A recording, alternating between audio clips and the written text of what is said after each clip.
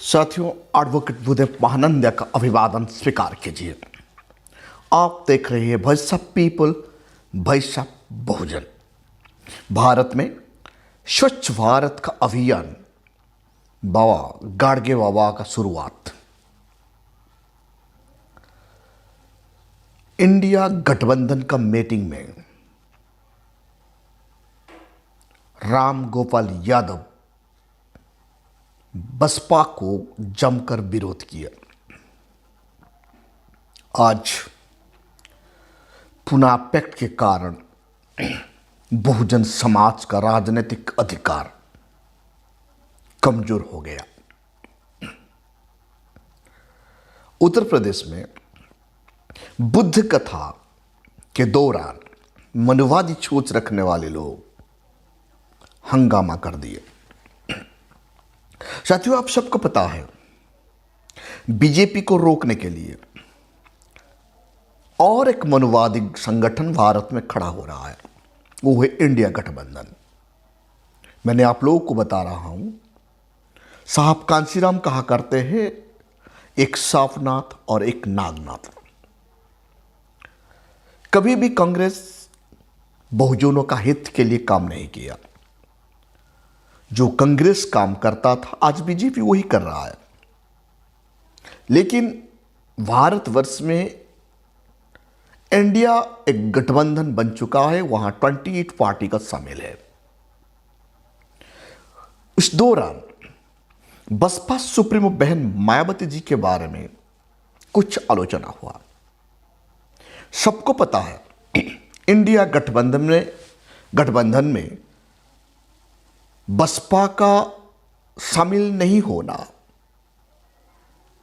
कितना मुश्किल पैदा होगा इंडिया गठबंधन में बीजेपी को रोकने के लिए, क्योंकि जितने भी 28 लीडर दल वहां शामिल है बसपा की बराबरी कर नहीं पाते। आप उत्तर प्रदेश में देखिए 80 सीट है, 80 सीट में से कांग्रेस का जनाधार वहां 4 या 5% वोट ही उन्हें प्राप्त हुआ है। बसपा वहां मजबूती का साथ है, इसीलिए कांग्रेस को पता है बहन मायावती जी का साथ गठबंधन नहीं करने से यूपी में 80 सीट में इंडिया गठबंधन को डबल डिजिटल भी मिलना नामुमकिन है।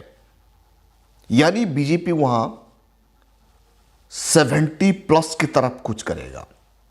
बसपा शामिल मतलब बीजेपी को वहां रोका जा सकता है। सिर्फ उतना ही नहीं, पूरा भारतवर्ष में बसपा का जनाधार है, क्योंकि यह थर्ड नेशनल पार्टी है। थर्ड नेशनल पार्टी को छोड़कर 2024 इलेक्शन में इंडिया गठबंधन को जाना बहुत महंगा पड़ेगा। इस दौरान राम गोपाल यादव यानी वो समाजवादी पार्टी का लीडर ऐसा एक बात कह दिए, वो दलित चेहरा को कितना अपमानित करते हैं, घृणा करते हैं, घृणित करते हैं, पता चलता है। वहां ये बताते हैं कि बसपा इंडिया गठबंधन में शामिल हो गया तो समाजवादी पार्टी इस गठबंधन में नहीं रहेगा। मतलब आप क्या सोच रहे हैं? ये कितना मनुवादी मानसिकता है राम गोपाल यादव जी का। एक नेशनल लीडर, बहन मायावती जी एक नेशनल लीडर है जो बहुजन समाज को रिप्रेजेंट करती है, जिनको भारतवर्ष का लगभग 85% पॉपुलेशन अपना लीडर मानते हैं। और बसपा को ही ताकत है जो बीजेपी को उत्तर प्रदेश में रोक सकता है। कांग्रेस, आप लोगों को तो पता है 2017 में कांग्रेस और समाजवादी पार्टी का गठबंधन हुआ था। क्या हुआ आप सब लोगों को पता है, रोक नहीं पाए बीजेपी को। अब बीजेपी को रोकना है तो उत्तर प्रदेश में बहुजन समाज पार्टी का एनडीए में शामिल होना बहुत जरूरी है। यह बात नेशनल में बैठे, दिल्ली में बैठे हुए कांग्रेस लीडर को पता है, लेकिन राम गोपाल यादव बसपा को विरोध करके दलित विरोधी मानसिकता, बहुजन विरोधी मानसिकता यहां दिखाते हैं।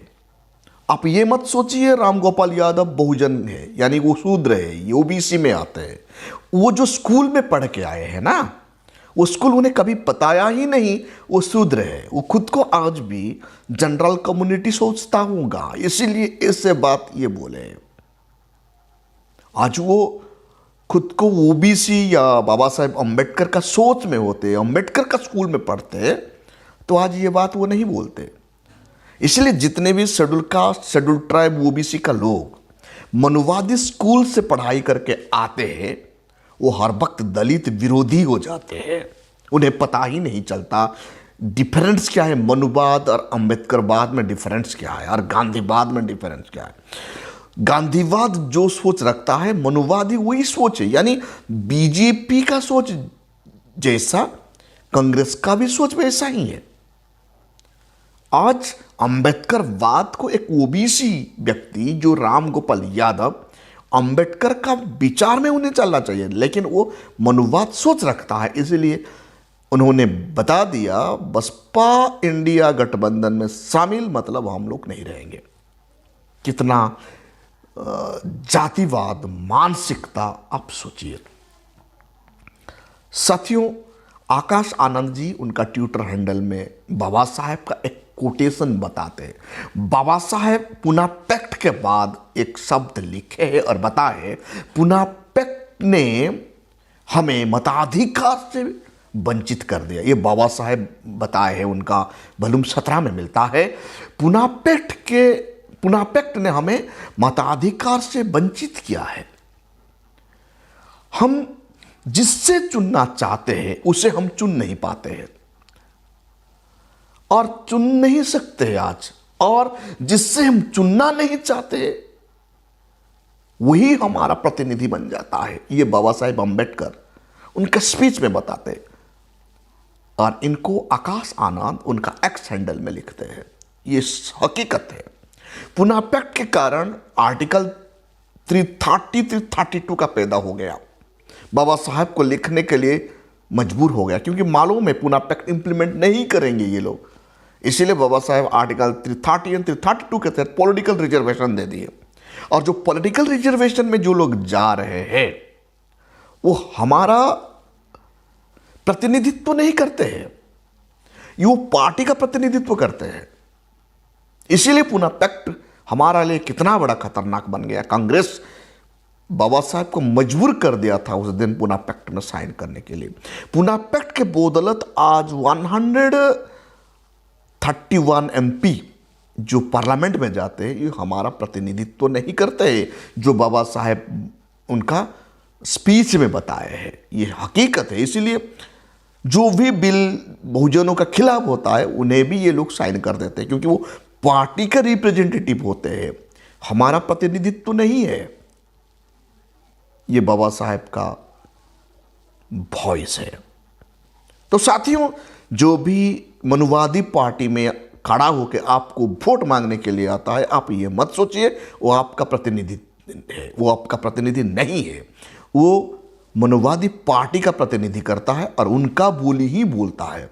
इसीलिए आज बहुजन समाज भारतवर्ष में अपमानित है, लांछित है, एट्रोसिटी सहना पड़ता है।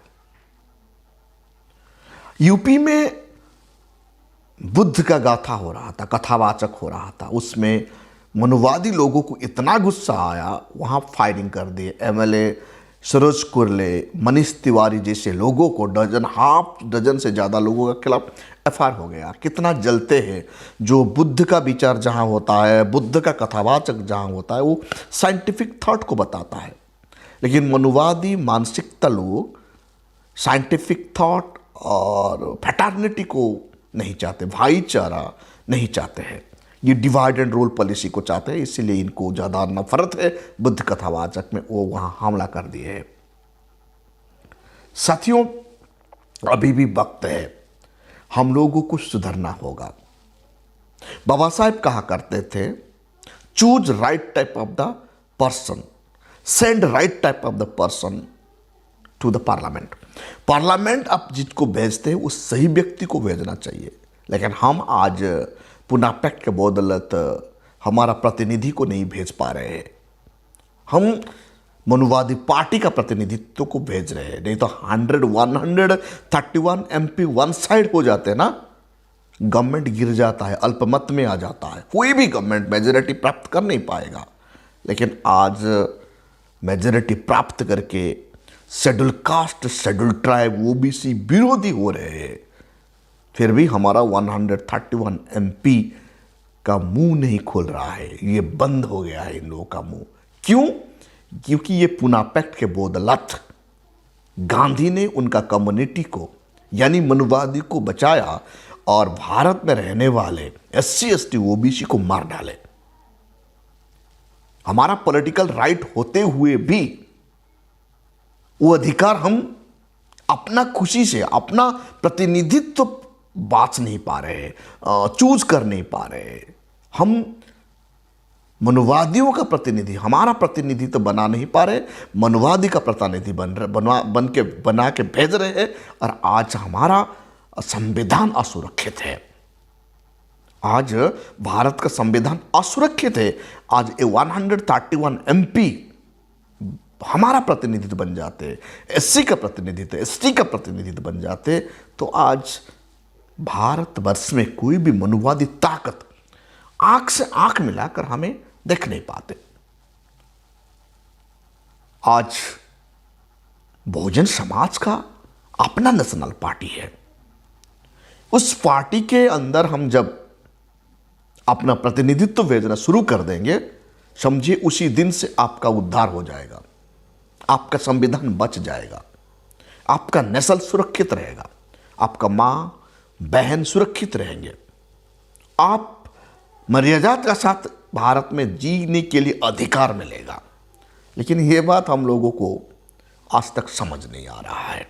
इसलिए साथियों, बाबा साहब को पढ़ना जरूरी है, दादा साहब कांशीराम को पढ़ना बहुत जरूरी है, EV रामास्वामी पेरियर साहब को पढ़ना बहुत जरूरी है, और बहन मायावती जी का संघर्ष को भी जानना बहुत जरूरी है। जब तक आज का जनरेशन नौजवान बहन जी का संघर्ष 1977 से 72 से जो शुरुआत हुआ था, उनका संघर्ष शुरुआत दिन में, उनको जानना बहुत जरूरी है। जब हम वो नहीं जानेंगे, हम बसपा को भी समझ नहीं पाएंगे। साथियों, आप देख रहे हैं बसपा पीपल, बसपा बहुजन। अभी तक आप हमारा चैनल को सब्सक्राइब नहीं किए तो काइंडली सब्सक्राइब कीजिए और बेल का आइकन जरूर दबाइए। Thank you. जय भीम।